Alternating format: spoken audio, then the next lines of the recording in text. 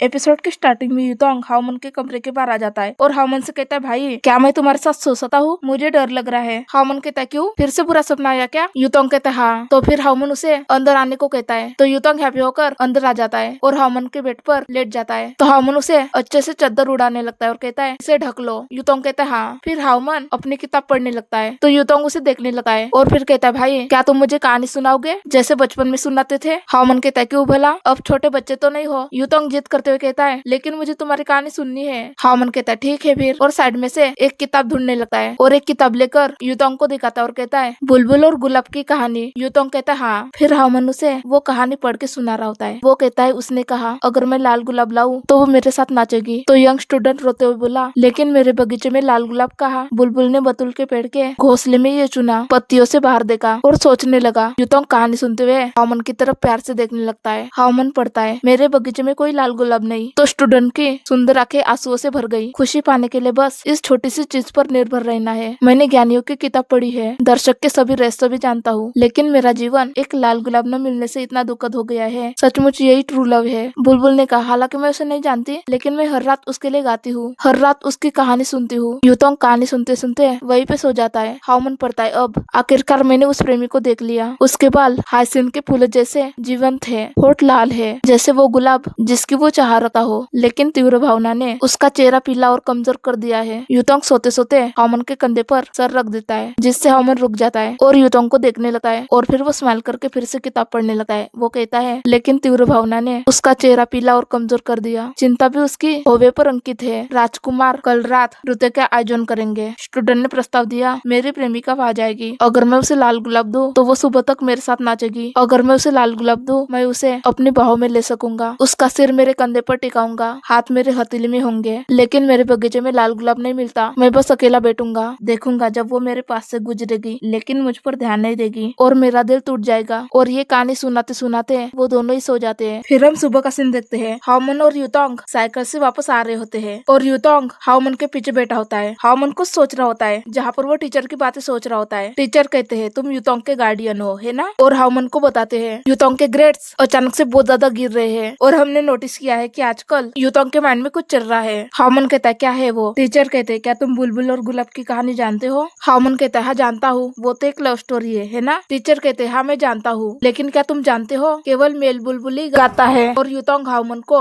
बहुत ज्यादा टाइटली हक करके बैठा होता है और वो बहुत ज्यादा हैप्पी होता है। फिर अगले सीन में हम उन दोनों को घर पे देखते हैं। युतोंग नीचे पढ़ाई कर रहा होता है और हाओमन उसे ऊपर से देख रहा होता है। फिर वो उसे देखते देखते चुपके से युतोंग के कमरे में जाने लगता है और युतोंग के कमरे में आकर कुछ ढूंढने लगता है। वो उसके कपड़ों में, किताब में, यहाँ तक कि वो पिलो के नीचे भी देखता है। फिर वो गादी के नीचे देखता है तो उसे वहाँ पे कुछ बीएल मांगा बुक्स दिखती है। वो ये देखकर थोड़ा सा शॉक होता है और बाहर देखने लगता है। फिर वो फिर से उस बीएल मांगा को देखने लगता है। फिर अगले सीन में उनके घर एक लड़की आती है और युतोंग को हेलो कहती है। युतोंग उसे देखता है और कहता है, तुम कौन हो? वो लड़की कहती है, मैं तुम्हारे भाई की क्लासमेट हूँ, उसके साथ स्टडी करने आई हूँ। युतोंग स्माइल करके कहता है, हाँ। तभी वहाँ पर हाओमन आ जाता है और कहता है, कईको। उस लड़की का नाम कईको होता है। हाओमन कहता है, कईको? तो कईको हाओमन के पास आ जाती है। हाओमन कहता है, तुम आज ही आ गई? कईको कहती है, आज और कल में फर्क ही क्या है, मुझे अभी चीनी लैंग्वेज सीखनी है। हाओमन स्माइल करके कहता है, हाँ। फिर वो युतोंग की तरफ देखने लगता है और युतोंग से कहता है, कईको सेकंड ईयर के स्टूडेंट है और वो चीनी लैंग्वेज में कमजोर है, तो मेरे साथ पढ़ाई करने आई है। युतोंग कहता है, कोई बात नहीं भाई। फिर हाओमन उस लड़की को कमरे में चलने को कहता है। वो लड़की कहती है, ठीक है, और हाओमन के साथ जाने लगती है। उन दोनों को साथ में देखकर युतोंग बहुत ज्यादा सैड हो रहा होता है। फिर हाओमन और कईको ऊपर आ जाते हैं। कईको आते ही हाओमन को गले लगा लेती है। हाओमन उसे दूर करते हुए कहता है, तुमने परसों आने का वादा किया था ना? कईको कहती है, लेकिन तुमने कहा था ना जल्दी आने को, मैं तुम्हारी डेस्टिनी हूँ। और वो फिर से हाओमन को गले लगाती है। हाओमन भी खुश होता है। फिर उससे कहता है, तुम कहना चाहती हो तुम मेरी डेस्टिनी हो? कईको कहती है, हाँ हाँ यही बात है, तुम मेरे डेस्टिनी हो। तो हाओमन उसके करीब आने लगता है और उसके बालों को प्यार से ठीक करने लगता है और उसके माथे पर किस करता है। फिर वो दोनों हक करते हैं। कईको कहती है, हाओमन। फिर हम नीचे का सीन देखते हैं जहाँ पे युतोंग स्टडी कर रहा होता है और उसे ऊपर से अजीब अजीब आवाज आने लगती है, जैसे कि वो दोनों इंटीमेट हो रहे हो। तो हाओमन ऊपर देखता है और वो बहुत ज्यादा फ्रस्ट्रेटेड हो जाता है और हेडफोन पहनने लगता है। तब भी उसे उन दोनों की आवाज आने लगती है तो वो बहुत ही ज्यादा परेशान हो जाता है और उसे बहुत ज्यादा गुस्सा आ रहा होता है। वो हेडफोन निकालकर बेंच पर रख देता है और फ्रस्ट्रेटेड होकर ऊपर देखने लगता है। उसे बहुत बुरा लग रहा होता है और वो गुस्से में खुद से कहता है, सच में लैंग्वेज सीख रहे हैं। और वो गुस्से में खुद से कहता है, सच में पढ़ाई कर रहे हैं। और इस टाइम मुझे भी हाओमन के लिए बुरा लग रहा होता है। आपको कैसा लग रहा होता है प्लीज मुझे कमेंट करके जरूर बताना और ये एपिसोड कैसा लगा ये भी बताना। अगर पसंद आए तो please like share subscribe. Thanks for watching.